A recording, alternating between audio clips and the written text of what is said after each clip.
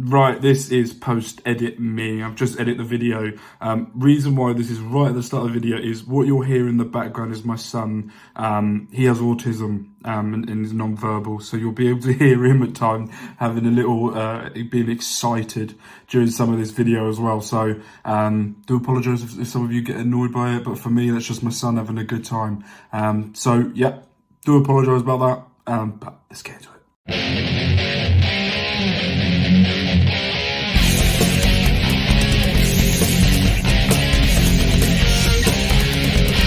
Welcome, ladies and gentlemen, boys and girls, children of all ages, and here is the second part of our WrestleMania week. Today, we are going to be discussing the top 10 women's matches that have happened at WrestleMania in their history. So, let's get into this, let's get through this, and let's see what you guys pick as well. Put in the comments down below as well. If there's anything I missed out, if there's anything you think as well, and let's have a discussion down below. But first, let's get into it.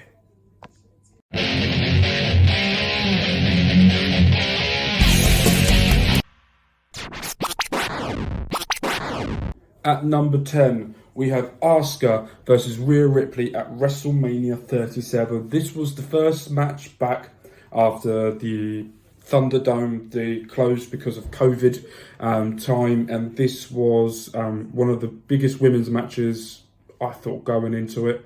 I thought Asuka was a great champion, but I thought it was Rhea Ripley's time at the end of it.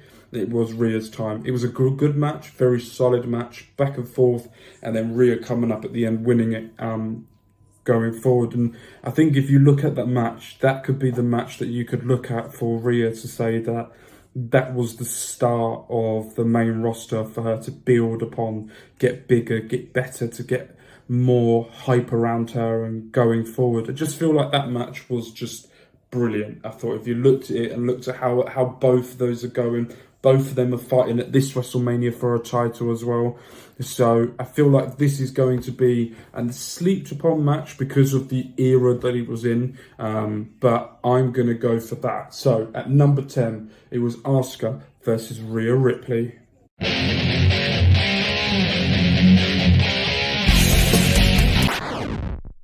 At number 9, we're going for Nia Jax versus Alexa Bliss at WrestleMania 34. Nia Jax is in this list more than once.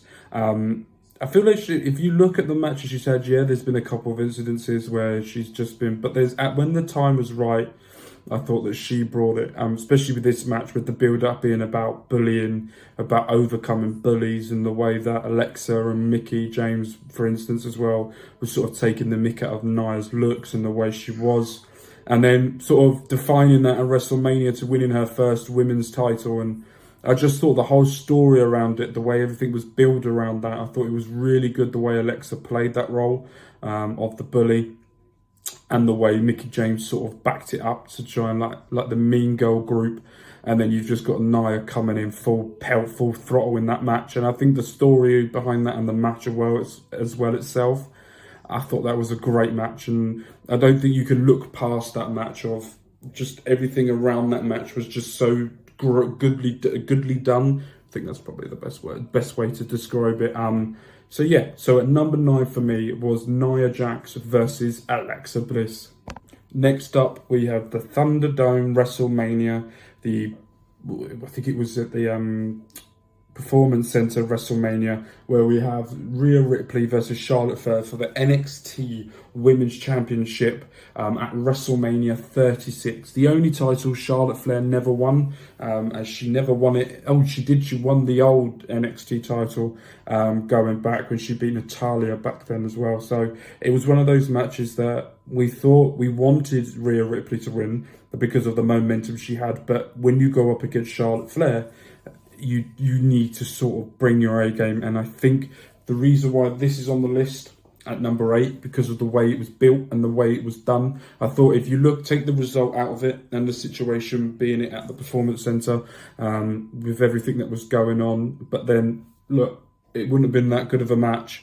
And then they're repeating it for this year's WrestleMania as well. So for me, I thought just the whole storytelling, just everything about this was just brilliant. I thought the way that the match went and then the finish as well, which a lot of people weren't happy about, but For me, I like Charlotte Flair. I think she's top women's wrestler of all time. Both of these will be going into the Hall of Fame at some point if Rhea carries on the momentum she's got at the moment and carries on going. Absolute brilliant. So yes, so at number 8, we've got Rhea Ripley versus Charlotte Flair at WrestleMania 36.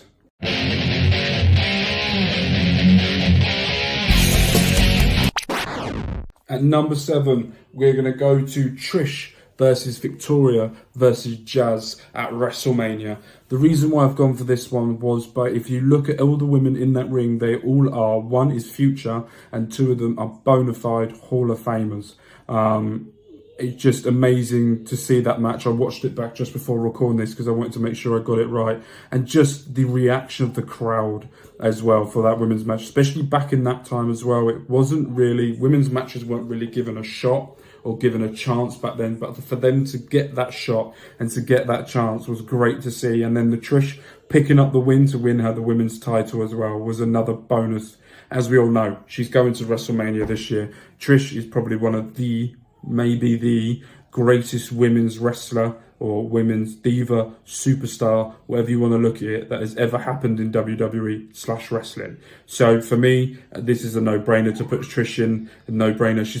There's more than one, I would say, deserve to be in here. But yes, so for me, at number 7, we've got Trish, Victoria, and Jazz.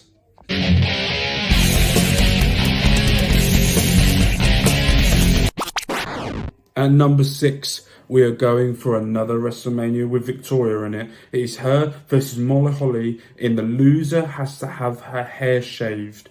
I thought this was a great match. The hair shaving was brilliant. It sets up Molly Holly in the future as well, going into the Hall of Fame, and Victoria just she won championships all around the world, going to Impact as well, doing her absolute beast mode she was as well. So for me, this match was really good.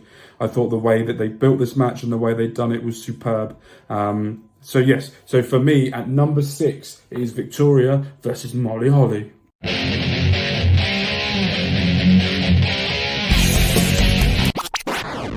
Right, at number 5, we've got Nia Jax versus Bayley versus Sasha Banks versus Charlotte Flair at WrestleMania 33. Bayley walking in as the Raw Women's Champion, going up against the 4-horse ladies in the others, in Bayley, in Sasha Banks and Charlotte, and then going up against the massive, colossal Nia Jax going into it. No one had Bayley winning it.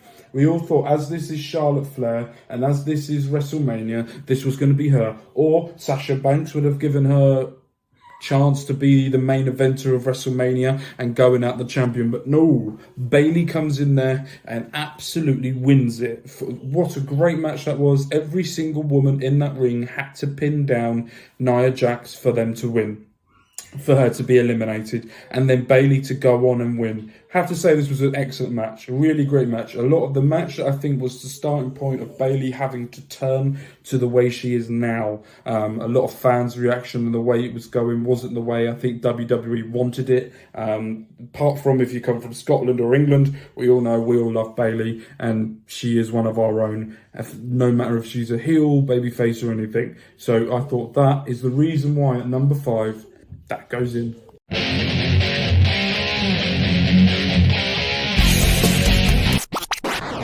At number 4, we've got Charlotte Flair versus Asuka at WrestleMania 34. This was a match that we all thought Asuka was going into this as undefeated. Still undefeated from her NXT days. The most dominant champion has ever happened in NXT. The most dominant champion that was starting to happen in WWE. Everyone thought this was going to go one way. Charlotte Flair getting destroyed and getting into Asuka's head, and sort of Asuka coming out on top and showing her dominance. But at the end of the day, Charlotte walked away a champion. And I think that's the sort of theme of Charlotte Flair's career. People will say she's been given chances, been given this, been given that, this and this and this and that. But when you put Charlotte Flair, out of this top 10, we've still got a few more to go. Charlotte Flair is still in there as well. Now, I don't understand. Charlotte Flair, in my opinion, is one of the greatest women's wrestlers in the world. And one of the greatest women's champions that have ever existed in WWE. Yes, she has a lot of title reigns. Yes, she has a lot of opportunities. But when you wrestle and the way she does it, why shouldn't she? So for me, going into this, I thought Asuka was going to win. A little bit shocked that she didn't. And Charlotte coming away with the win. But you have to say that match from start to finish was brutal, was brilliant, and everything about that was just top notch. So for me, that's why it's at the top 4.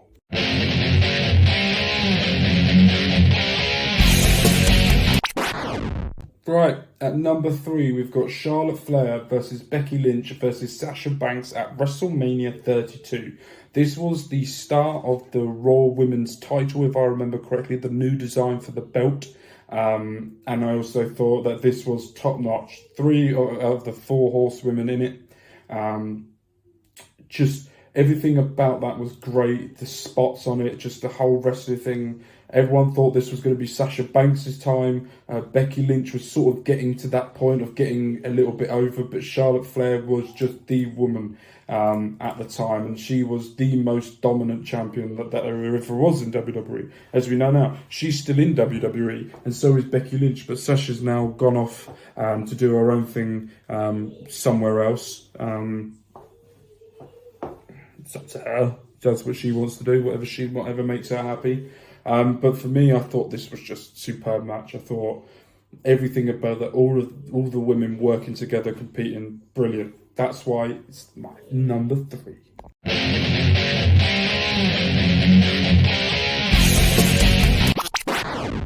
At number 2, we have Trish Stratus versus Mickie James at WrestleMania 22. Going into this match, I think we can all remember, if you guys and can't remember it, go back and watch it. The storyline of Mickie James sort of being that stalker type, getting into Trish's head and sort of trying to play it off and doing it. And I just thought it was brilliantly done, and the match itself was superb. Just the back and forth, and for Mickie to pick up that win at the end as well, to win the title as well, I thought just sort of summed up the whole story around it itself, and I thought it was brilliant to watch, brilliant to see. It was just that for me was what women's wrestling. That was the start of it. That was the if you look back, yes, you had Trish and Lita going on Raw, but if you look at a pinnacle match that really got everyone's attention, everyone around the world to one women's match, and everyone still talks about it, a WrestleMania women's match. Everyone will always go back to Trish versus Mickie, and so for me, it has to be in the top 2. It was a very close call with number 1, but we will get to number 1 next. Who do you think it could be?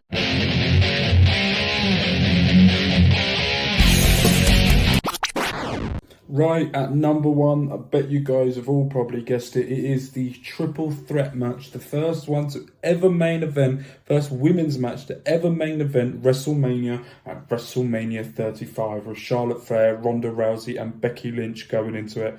A big build-up. We all thought it was going to be Becky Lynch versus Ronda. Vince McMahon adding Charlotte Flair to it, and the women coming out on top. Whoever won was the double champ coming out of it. The whole build of it, just full of... It should have been Becky Lynch versus Ronda before, but then Nia Jax broke Becky's nose. That match never happened. And then it was all of that build to WrestleMania, hoping for that to happen.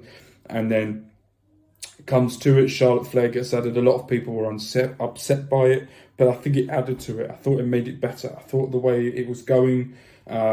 just the whole match itself, just brilliant match. Bit of a sticky finish. Michael Cole not really realising if that was the end or not. And the match in general. But I have to say, deserved win. Brilliant match. Great match. That's why it's at my number 1 spot. That's why it was a great match. What do you guys think of it?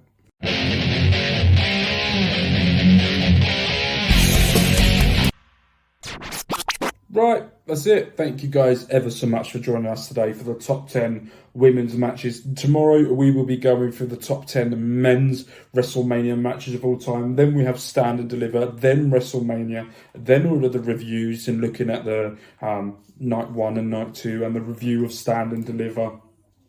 and looking at all of the matches over WrestleMania and Raw after Mania and going forward from that as well. So please don't forget to subscribe down below. Don't forget to hit that bell as well to get instant notification for whenever our videos go live. And don't forget as well to click a like so more people will be able to see this video as well. Share a friend with your loved ones, anyone that enjoys wrestling, that wants to watch reviews, or anyone that would like to sort of help in the comments down below of what you think I need to do or anything that I could try and do to help with the future of this channel as well. So I look forward to you guys and speaking to you guys very soon. But as always, you have been an absolute godsend.